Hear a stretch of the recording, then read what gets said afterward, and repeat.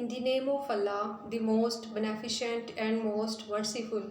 Assalamu alaikum viewers, my name is Iram Jabbar.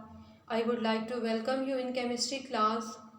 In our last lecture, we discussed about group 3A elements and peculiar behavior of boron.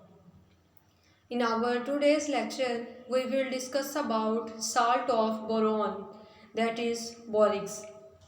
First of all, we will discuss what is borax. Borax is a salt.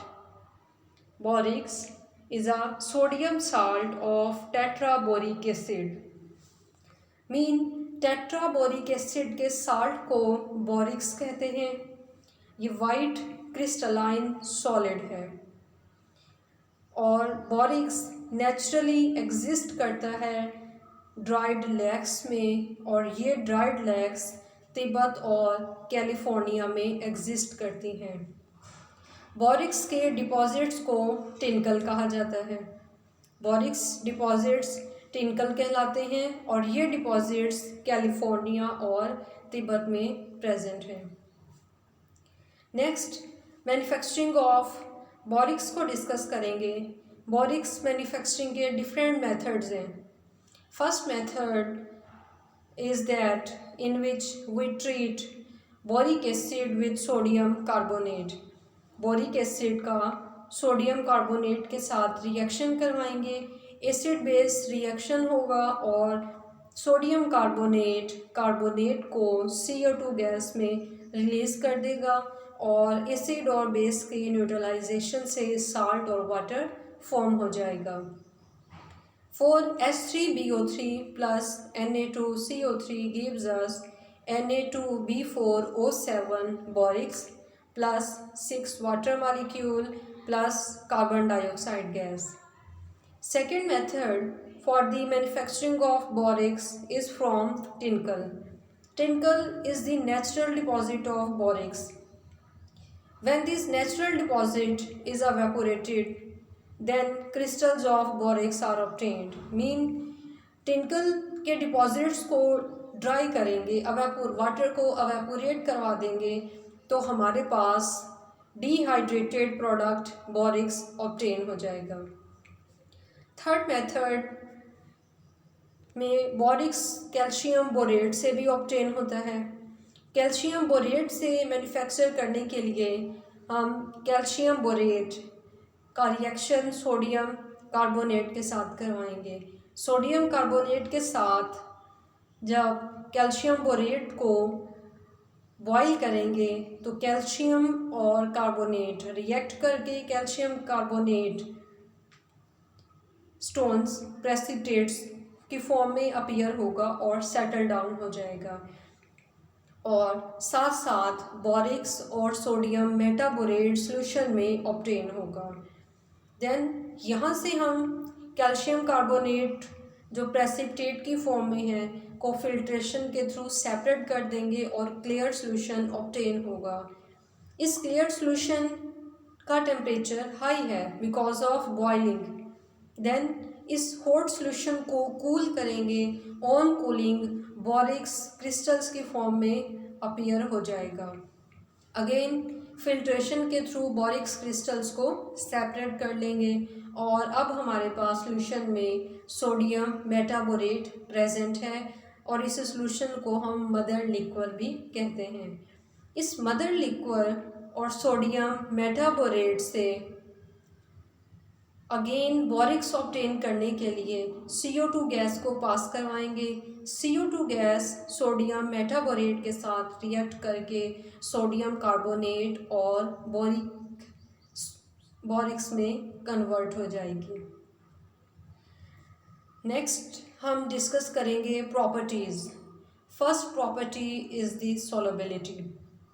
बोरिक्स white crystalline solid है और water में बहुत कम dissolve होगा room temperature पर, लेकिन high temperature पर greater amount में डिज़ोल्व होता है. फॉर एग्ज़ाम्पल, अगर हमारे पास 100 ग्राम वाटर है और उस वाटर का टेम्परेचर 10 डिग्री है तो जस्ट 3 ग्राम बोरिक्स डिज़ोल्व होगा. और अगर उसी 100 ग्राम वाटर का टेम्परेचर 100 डिग्री सेंटीग्रेड होगा तो वह 99.3 ग्राम बोरिक्स को डिज़ोल्व कर लेगा। इसी प्रॉपर्टी की वजह से बोरिक्स थ्रू क्रिस्टलाइजेशन सेपरेट और प्योरीफाई हो जाता है। नेक्स्ट ये है, अगर हमारे पास बोरिक्स का सेचुरेटेड सॉल्यूशन है और उस सेचुरेटेड सॉल्यूशन को हम कूल कर रहे हैं तो कूलिंग से क्रिस्टल्स अपीयर होंगे। अगर सॉल्यूशन का temperature during crystal formation 62 degree से अबव होगा तो क्रिस्टल्स ऑक्टाहेड्रल शेप में बनेंगे और 5 water molecule as a water of crystallization attach होंगे। और अगर टेम्परेचर 62 डिग्री से बिलो है तो यही ऑक्टाहेड्रल क्रिस्टल्स के साथ 10 water molecule as a water of crystallization attach होंगे। नेक्स्ट प्रॉपर्टी डिस्कस करेंगे हम nature of solution. Nature of solution में हम ये देखेंगे कि जब बोरिक्स को वाटर में डिज़ोल्व करके एक्वस सॉल्यूशन फॉर्म होगा तो उस सॉल्यूशन की नेचर क्या है, वो एसिडिक है, बेसिक है या न्यूट्रल है। जब बोरिक्स को वाटर में डिज़ोल्व करते हैं तो सॉल्यूशन अल्कलाइन नेचर का फॉर्म होता है। अल्कलाइन नेचर का क्यों बनता है? बोरिक्स को जब हम डिज़ोल्व करते हैं वाटर में तो वो स्ट्रॉन्ग बेस सोडियम हाइड्रोक्साइड में कन्वर्ट होता है। Strong base sodium hydroxide water में कम्प्लीटली आयोनाइज हो जाएगी और हाइड्रोक्साइड आयन प्रोवाइड करेगी, लेकिन साथ साथ एसिड वीक एसिड है और ये बहुत ही कम आयोनाइज होगा। एसिड की कम आयोनाइजेशन की वजह से सॉल्यूशन में हाइड्रोक्साइड आयन की कंसंट्रेशन इंक्रीज़ कर जाती है और हाइड्रोक्साइड आयन की कंसंट्रेशन ज़्यादा होने की वजह से सॉल्यूशन की नेचर अल्कलाइन हो जाती है। ये आयोनाइजेशन होगी कैसे? जब बोरिक्स को डिज़ोल्व करेंगे तो बोरिक्स पॉजिटिव सोडियम कैटाइन और नेगेटिव बोरेट आयन में कन्वर्ट हो जाएगा। Negative borate ion 7 water molecule के साथ रिएक्ट करेगा तो बोरिक एसिड और हाइड्रोक्साइड आयन में कन्वर्ट होगा। यही हाइड्रोक्साइड आयन सॉल्यूशन को अल्कलाइन कर देंगे। नेक्स्ट प्रॉपर्टी हम डिस्कस करेंगे borax bead test. Borax bead test salt analysis में बेसिक रेडिकल की आइडेंटिफिकेशन में यूज़ होता है। इसमें हम करेंगे क्या, बोरिक्स को प्लाटिनम रॉड पे लेके हीट करेंगे। हीट करने से ट्रांसपेरेंट बीड बनेगी और यही ट्रांसपेरेंट बीड डिफरेंट मेटल्स के साथ मेटेलिक ऑक्साइड के साथ रिएक्ट करेगी और डिफरेंट कलर के बीड्स फॉर्म करेगी। बीड्स का कलर आइडेंटिफिकेशन में हेल्प करेगा। मीन हमारे पास जो मेटल है या जो बेसिक रेडिकल है वो किस कैटाइन का है। Na2B4O7 10 water molecule on heating 10 water molecule remove हो जाएंगे। Borax powder porous mass form करेगा और ये पोरस मैस सोडियम मेटाबोरेट और बोरिक एनहाइड्राइड होगा। बोरिक्स बीड टेस्ट परफॉर्म होगा। नेक्स्ट हम डिस्कस करेंगे reaction with acids and salt.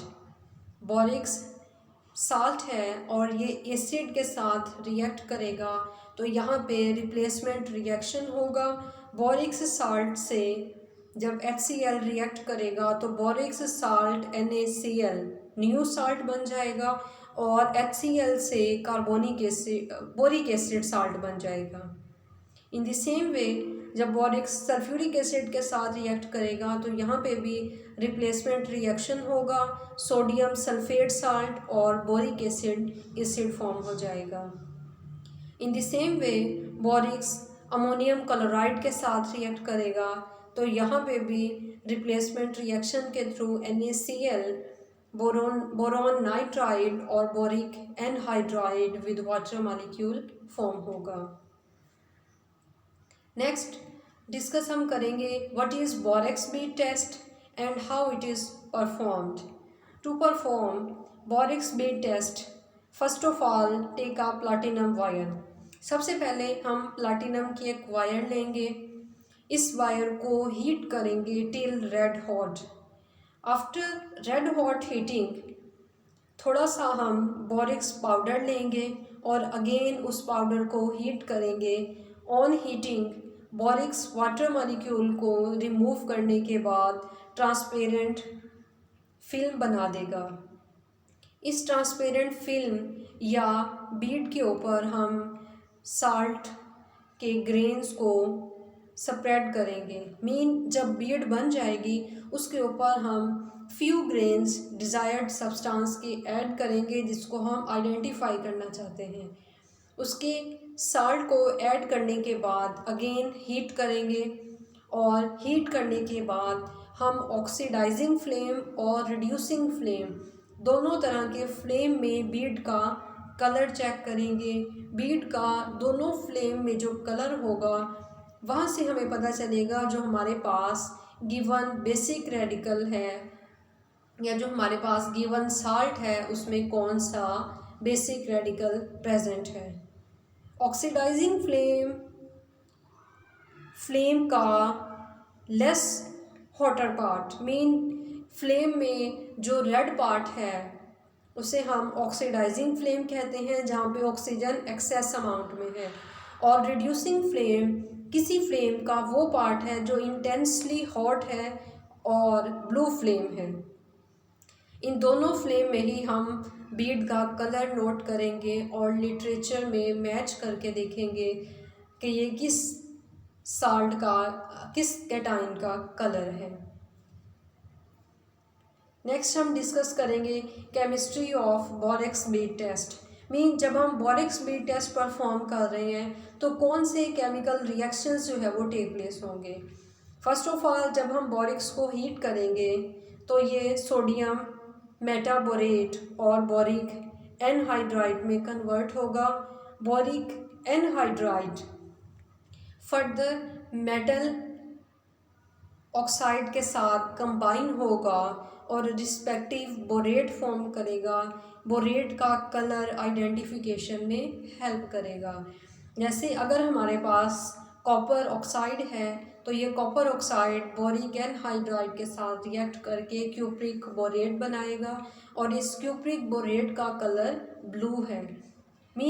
हमें ब्लू कलर से अगर ब्लू कलर की बीड फॉर्म हुई है तो वहाँ से हमें इंफॉर्मेशन मिलेगी कि जो हमारे पास साल्ट है उसमें copper as a basic radical present है। नेक्स्ट हम डिस्कस करेंगे यूजेस में फर्स्ट यूज़ बोरिक्स का ये है कि ये बोरेट ग्लास की मैन्युफैक्चरिंग में यूज़ होगा।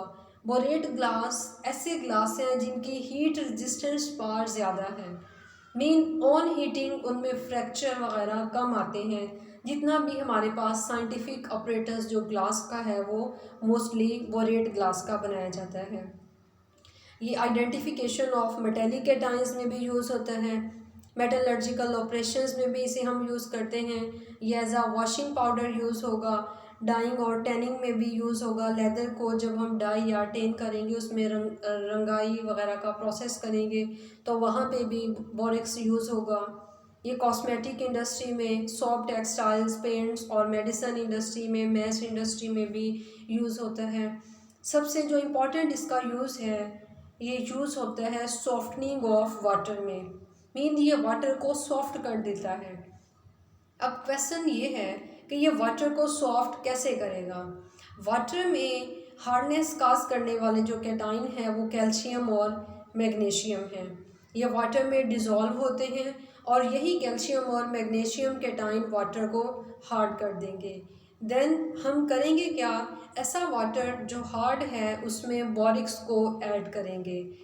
बोरिक्स क्या करेगा, कैल्शियम और मैग्नीशियम कैटाइन को अपने साथ अटैच करके इनसॉल्युबल फॉर्म में कैल्शियम टेट्राबोरेट और मैग्नीशियम टेट्राबोरेट फॉर्म करेगा। ये इनसॉल्युबल पार्टिकल्स हम सेपरेट कर लेंगे और हमारे पास सॉफ्ट वाटर ऑब्टेन होगा। इसी प्रॉपर्टी की वजह से ये वॉशिंग पाउडर में भी एज अ इंग्रेडिएंट यूज़ होता है। I hope you understand manufacturing borax bay test properties and uses of borax. It's all about today's lecture. Thank you.